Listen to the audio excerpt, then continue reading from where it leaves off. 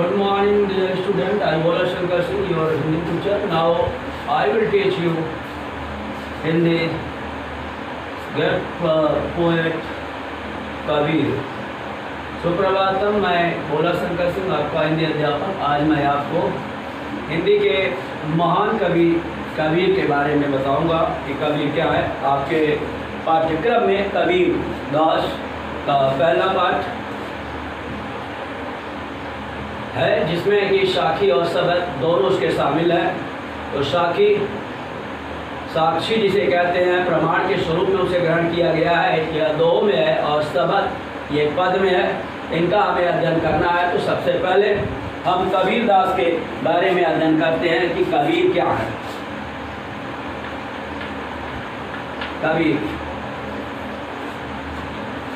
कबीर ज्ञानाश्रयी शाखा के प्रमुख कवि कबीर दास जी का जन्म वाराणसी केसा में लहरतारा में हुआ था।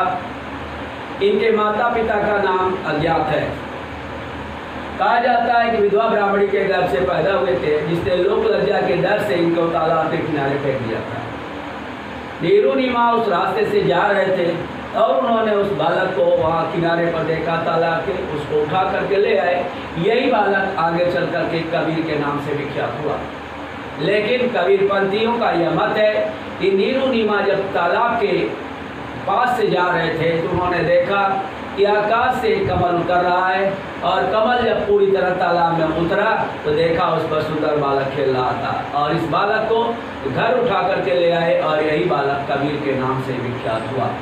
कबीर दास जी के जन्म के विषय में दो प्रचलित धाराएं हैं। एक तो उनको विधवा ब्राह्मणी के गर्भ से पैदा करना होना बताता है, दूसरा उनके अलौकिक जन्म की बात कहता है।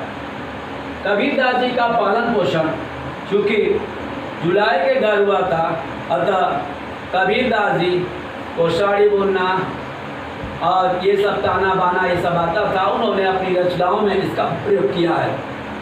वे गृहस्थ जीवन सामान्य लोगों की तरह बिताते थे। कबीर दास जी का विवाह लोई नामक पत्नी से हुआ, लोई नामक स्त्री से हुआ, और वो लोई से कमाल और कमाली पुत्र पुत्री उत्पन्न हुए। जैसा कि कबीर ने लिखा है कि कमाल उसके गुणों के अनुरूप न था। वह कमाने गया और काफ़ी पैसा इकट्ठा करके आया, तो कबीर ने उस पर भी एक दोहा बना दिया। लिखा कि डूबा वंश कबीर का, उपजा पुत्र कमाल, हरि का सुमिरन छोड़कर घर ले आया माल। इस प्रकार कबीर दास जी धन संग्रह के विरोधी थे। इनके गुरु का नाम रामानंद था। रामानंद उस समय वाराणसी के सबसे प्रसिद्ध विद्वान थे। वे केवल ब्राह्मण और हिंदुओं को ही वे दीक्षा दिया करते थे। कबीर दास जी भी उस समय रामानंद के पास गए और उन्होंने उनसे अपने गुरु बनने की कामना की, तो उन्होंने कहा नहीं, मैं आपका गुरु नहीं बन सकता क्योंकि आपका धर्म अलग है। फिर कबीर ने कहा मैं तो आपको गुरु मान चुका हूँ, देखते हैं आप हमें कैसे दीक्षा नहीं देते। एक बार वे अस्सी घाट सुबह सुबह ही जा रहे थे, अंधेरा था, दिखाई नहीं दिया। कबीर सीढ़ियों पर लेटे हुए थे। रामानंद का पैर कबीर के ऊपर पड़ गया और वो सोचे कोई बच्चा दब गया, और उन्होंने उसे उठाया, कहा बच्चा राम राम कहो। फिर कबीर ने कहा कि आपने तो अब मुझे दीक्षा दे दीजिए, राम नाम का जो होता है आपने हमें मंत्र दे दिया। तब से कबीर ने रामानंद ने उन्हें उठा करके अपना शिष्य बना लिया और वे रामानंद के शिष्य बन गए। कबीर दास जी बिल्कुल पढ़े लिखे नहीं थे, जैसा कि उन्होंने स्वयं लिखा है, मसी कागज छुयो नहीं, कलम गयो नहीं हाथ। कबीर दास जी बिल्कुल पढ़े लिखे नहीं थे। वे जो कुछ भी स्वतंत्र रूप से गाया करते थे, उनके शिष्य उसे लिख लिया करते थे। कबीर दास जी ब्रह्मवादी कवि थे। वे जीवात्मा परमात्मा के सीधे संबंध पर विश्वास रखते थे। वे माया के जंजाल में नहीं पड़ना चाहते थे। जैसा कबीर दास जी के जीवन के विषय में कहा गया है, वैसा ही कबीर दास जी के मृत्यु के बारे में भी कहा जाता है कि कबीर दास जी का मृत्यु 1518 ईस्वी में, इनका जन्म 1398 ईस्वी में हुआ और इनका मृत्यु 1518 ईस्वी में। लगभग 120 वर्ष तक ये जीवित रहे। इनके मृत्यु के बाद इनके शिष्यों में झगड़ा हो गया। इनके हिंदू भी शिष्य थे, मुसलमान भी शिष्य थे, दोनों आपस में लड़ने झगड़ने लगे। तो हिंदुओं ने कहा कि मैं इनको जलाऊंगा और मुसलमानों ने कहा मैं इनको दफनाऊंगा। दोनों को लेकर के विवाद हो ही रहा था कि अचानक जब उनके ऊपर से जो चादर था वो हटाया गया तो देखा कबीरदास जी गायब थे। वहाँ की वनमाला फूल उनका बचा हुआ था, तो आधा माला फूल लेकर हिंदुओं ने उसे जला दिया और आधा माला फूल लेकर के उसे मुस्लिम शिष्यों ने उनको दफना दिया। तो इस प्रकार कबीरदास जी की मृत्यु भी अलौकिक हुई। कबीरदास जी बहुत बड़े डिक्टेटर थे, बहुत बड़े आत्मसम्मानी थे। उन्होंने कहा कि मैं काशी में अगर मरता हूँ तो भगवान शिव हमें तारेंगे और उनका एहसान हमको लेना होगा। मैंने तो कभी शिव का नाम ही नहीं लिया, इसलिए वे मरते समय मगा चले गए। जैसा कि कबीर ने स्वयं लिखा है कि कबीर के बारे में ये कहा जाता है कि सकल जन्म शिवपुरी गवाया अंत काल मगहर उठाया। तो इस प्रकार से कबीरदास जी की मृत्यु 120 वर्ष की अवस्था में वाराणसी मगार में हुई। तो ये रहा इनके जन्म के बारे में। तो कुछ महत्वपूर्ण इनके जो हैं, कबीर का जन्म सन 1398 ईस्वी, स्थान वाराणसी के समीप लहरतारा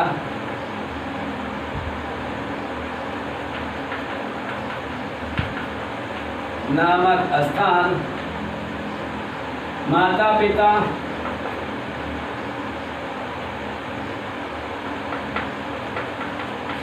अज्ञात, पालन पोषण करने वाले माता पिता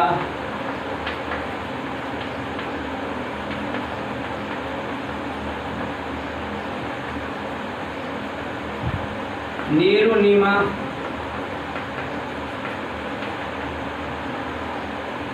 पत्नी का नाम लोई, पुत्र तथा पुत्री कमाल कमाली, गुरु रामानंद और मृत्यु सन 1518। लगभग 120 वर्ष तक जीवित रहे और मृत्यु स्थान मगहर। तो ये कबीरदास जी के विषय में थोड़ा सा हेडलाइन कुछ होता है, तो प्रमुख बातें हैं। कबीर का जन्म सन 1398 ईस्वी में हुआ। यह स्थान था वाराणसी के समीप लहरतारा। माता पिता ज्ञात हैं। पालन पोषण इनका नीरू और नीमा ने किया। पत्नी का नाम लोई, पुत्र और पुत्री कमाल कमाली, गुरु रामानंद और मृत्यु सन 1518 ईस्वी। लगभग 120 वर्ष की अवस्था में इनकी मृत्यु हुई। मृत्यु स्थान है मगहर। ये कबीर के विषय में था कुछ मुख्य बातें।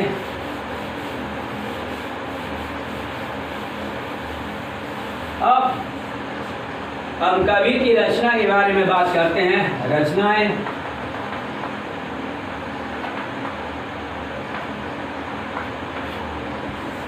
कबीरदास जी की एकमात्र रचना बीजक है जो 3 रूपों में पाई जाती है।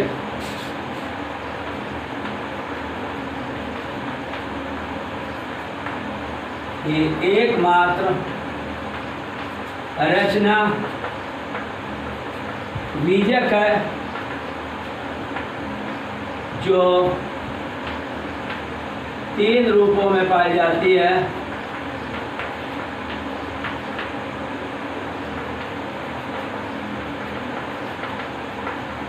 पहला साखी, ये दोहों के रूप में है। दूसरा है शबद और यह पद के रूप में है, रामायणी ये चौपाई के रूप में है। तो ये इनकी 3 रूपों में पाई जाती है, लेकिन मुख्य रचना का नाम इनके लिए रखा है। तो कबीरदास जी ये भाषा, कबीरदास जी घुमक्कड़ स्वभाव के थे, वे घूमा करते थे और जहाँ जाते थे वहाँ की भाषा वो सीख लेते थे। अतः कबीर की रचनाओं में अनेक प्रकार की भाषाओं का समावेश मिलता है। ये बुंदेलखंडी, राजस्थानी, अवधी, ब्रज आदि अनेक भाषाएं इनके काव्य में देखने को मिलती हैं। इसलिए इनके काव्य को पंचमेल खिचड़ी या सदुकड़ी कहते हैं।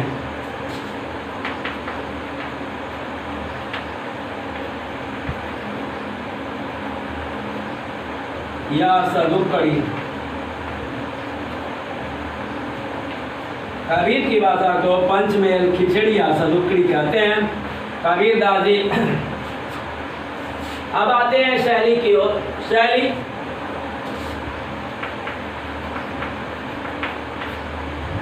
के 2 पक्ष होते हैं, पहला कला पक्ष और दूसरा है भाव पक्ष। कबीरदास जी में कला पक्ष में आता है रस अलंकार छंद, तो उसके बारे में मैं पहले कला पक्ष के बारे में बात मैं करता हूँ। कला पक्ष, जैसा कि कला पक्ष के बारे में कहा जाता है रस अलंकार छंद, कबीरदास जी ने स्वयं लिखा है कि मसी कागज छुयो नहीं, कलम गयो नहीं हाथ। जैसा आपके पढ़े लिखे नहीं थे, अतः उनके काव्यों में कला पक्ष को ढूंढना, रस अलंकार छंद की बात करना यह न्याय होगा कबीरदास जी के साथ। और उन्होंने काव्य शास्त्र का विधिवत अध्ययन नहीं किया था, क्या होना चाहिए, ग्रंथ की क्या विशेषता है, क्या मंगलाचरण होना चाहिए, कहाँ पर जो होता है कि सज्जन प्रशंसा, दुर्जन निंदा, कहाँ पे प्रातःकाल, कहाँ पर जो होता है छंद का परिवर्तित होना चाहिए, कैसे इसको सर्ग कांडों में विभाजित करना चाहिए, ऐसा जो होता है कि उन्होंने शास्त्रीय अध्ययन नहीं किया था। अतः इनके काव्य में ये कला पक्ष ढूंढना मूर्खता की बात होगी। रस अलंकार छंद की जहाँ तक बात है, जो कुछ भी अलंकार और जो रस और जो छंद देखने को मिलते हैं वह स्वतः आ गए हैं, कबीर ने उनको रखने का कोई प्रयास नहीं किया है। अतः हम कह सकते हैं कि कबीरदास जी का कला पक्ष कमजोर है। अब हम आते हैं भाव पक्ष की ओर। भाव पक्ष भावनाओं से संबंधित पक्ष है। भाव पक्ष, कबीरदास जी का भाव पक्ष बहुत ही सबल है। कबीरदास जी ने सबसे पहले राष्ट्रवाद के प्रणेता कबीर ही माने जाते हैं। उन्होंने राष्ट्रवाद की भावना सबसे पहले कबीर के काव्यों में देखने को मिलती है। कबीरदास जी जीवात्मा और परमात्मा के अनेक जो होता है कि प्रतीकों के रूप में चित्रण करते हैं। वे कहते हैं वे अपने को पति और परमात्मा को पति मान करके अनेक उन्होंने रचनाएं की है। इनके निर्गुण का जो निर्गुण काव्य देखने को मिलते हैं, जहाँ पे उन्होंने लिखा है कि दुल्हन गावो मंगलचार, हमारे घर आए राजा राम दरतार। और उन्होंने लिखा है कि कायरे नलिनी तूक मिलानी, तेरे नाली सरोवर पानी। ऐसा कह करके वे अपने को जो होता है कि जीवात्मा परमात्मा के अनेक प्रतीकों का उन्होंने वर्णन किया है।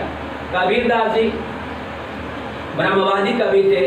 वे माया में विश्वास नहीं रखते थे और माया महा ठगिन में जानी, त्रिगुण पास लिए कर डोले, बोले मधुरी बानी। तो ऐसा कह करके वे माया को दूर रखने का प्रयास करते थे। उन्होंने माया का खंडन करते हुए लिखा है कि ऐसा यह संसार है जैसा सिमर फूल, दिन 10 के व्यवहार में झूठे रंग न बोल। माया दीपक नर पतंग, भ्रम भ्रम इवय पड़न, कह कबीर गुरु ज्ञान थे एक आध उभरन। उन्होंने कहा, रूपक का प्रयोग करते हुए उन्होंने लिखा कि माया रूपी दीपक में नर रूपी पतंगे जो होता है बार बार लोग जानते हैं कि यहाँ पे जाएंगे जल जाएंगे, फिर भी वे जो मनुष्य जो जन्म लिए हैं बार बार माया में पड़ते हैं और उन्हें बार बार जन्म लेना और मरना पड़ता है। कबीर गुरु ज्ञान थे एक आध उभरन। कबीरदास जी कहते हैं कि गुरु के ज्ञान से एक आध लोग जो हैं इस माया से मुक्ति पा लेते हैं। कबीर की माया बिल्कुल तुलसीदास जी की उस माया से बिल्कुल मिलती जुलती है, जिसको उन्होंने लिखा है कि मैं और मोर तोर तय माया जही बस की निस जीव दिखाया। का इससे अगर आप मुक्ति पा लेते हैं, मैं और मोर ये जो होता जो भावना है, तो आप माया से मुक्ति पा लेंगे, ईश्वर के पास पहुंच जाएंगे। तो ऐसा कबीर के भावनाओं में देखने को मिलता है। कबीरदास जी समाज सुधारक भी थे। समाज सुधारक, ये सूफी संतों का जहाँ तक प्रश्न है कि वे कवि के साथ साथ समाज सुधारक थे। समाज में व्याप्त बुराइयों को दूर करने का कबीर ने प्रयत्न किया। जैसा कि देखने को इनके काव्य को पढ़ने से पता चलता है कि कबीरदास जी कवि के साथ साथ समाज सुधारक थे। उन्होंने वाह्य आडंबरों का विरोध किया। खान पान में जो होता है कि सही ढंग सही भोजन के विषय में उन्होंने कहा, अत्यधिक किसी के अति का उन्होंने वर्जन किया, रोका कि नहीं किसी की अति बुरी है आदि अनेक जो होता है कि समाज सुधार पर उन्होंने ध्यान दिया। कुछ इसके उदाहरण हम लेते हैं। जैसे कबीरदास जी ने हिंदुओं के वाह्य आडंबरों का विरोध करते हुए कहा कि हिंदू आपन करें बड़ाई गागर छून न देई वेश्या के पायंतर लौटे यह देखो हिंदुआई। उन्होंने कहा हिंदू अपनी बहुत बड़ाई करते हैं और इसमें इन लोगों में अस्पृश्यता इत्यादि की भावना है, अपने बर्तन को नहीं छूने देते, लेकिन जब वेश्या के पाँव पर लौटते हैं तो उनकी हिंदुआई कहाँ चली जाती है। और इसी प्रकार से उन्होंने मुसलमानों का भी जोता निंदा करते हुए कहा कि मुसलमान के पीर औलिया मुर्गा मुर्गी खाई खाला केरी बेटियां ब्याहें घर ही में करें सगाई। ऐसा उन्होंने मुसलमानों के भी होता है कि नियम कानून का उन्होंने रीति रिवाज का भी खंडन किया। वे मूर्ति पूजा के भी विरोधी थे। जैसा उन्होंने लिखा कि वाहन पूजे हरि मिले तो मैं पूजूं पहाड़, वाहन पूजे हरि मिले तो मैं पूजूं पहाड़, ताते यह चकिया बलि पी सिखाए संसार। उन्होंने कहा यदि पान को पूजने से, यदि पत्थर को पूजने से हरि मिल जाए, भगवान की प्राप्ति हो जाए, तो मैं पहाड़ की पूजा करूंगा, बड़ा भगवान उनको मिलेंगे। इससे तो अच्छी है ये चक्की जिससे हम पीस कर खाते हैं, उसकी क्यों नहीं पूजा करते। कबीरदास जी ने इसी प्रकार मुस्लिमों के भी मस्जिद में जो आज़ान होते हैं, जोर जोर चिल्लाते हैं, उसके बारे में भी उन्होंने कहा कि काकर पाथर जोड़ के मस्जिद लई बनाए का चढ़ी मुल्ला बाग दे का भरा हुआ खुदा का। ये जो पत्थर और कंक्रीट आदि जो होता है सामान से आपने मस्जिद बना लिया और उसके ऊपर चढ़ करके मुल्ला जो रोज चिल्लाते हैं जोर से, तो क्या ईश्वर वो अल्लाह बहरा हो गया, उसको इतने चिल्लाने की जरूरत पड़ी। कबीरदास जी कर्मवादी थे, भाग में विश्वास नहीं रखते थे। जैसा कि उन्होंने लिखा है कि कथनी मीठी खान सी करनी विष की लोय, कथनी तज करनी करे विष से अमृत हो।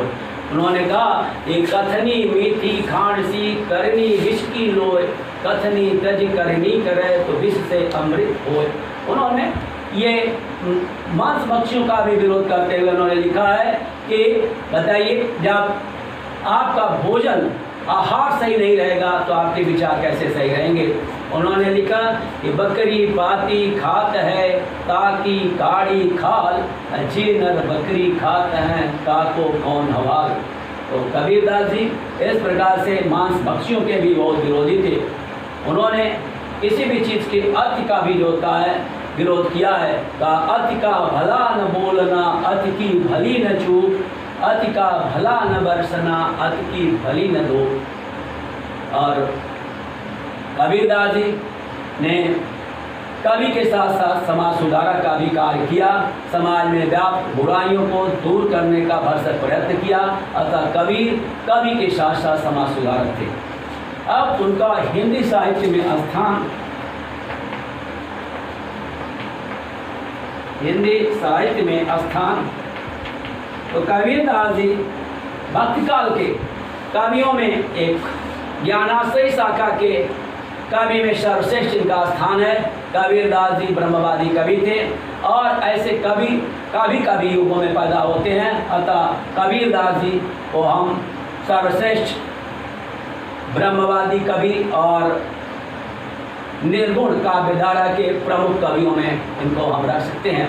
और इनकी रचनाओं का अध्ययन करने के बाद ये पता चलता है कि ये सारी रचनाएं उनके हृदय की अनुभूति से हुई हैं और ये अलौकिक हैं और इनके हर साखी हर शब्द और रामायणी से कुछ न कुछ शिक्षा अवश्य मिलती है। तो ये रहा कबीर के बारे में पाठ और बस आज का पाठ यहीं तक। इसके बाद हम अगले दिन साखी और शब्द की व्याख्या करेंगे।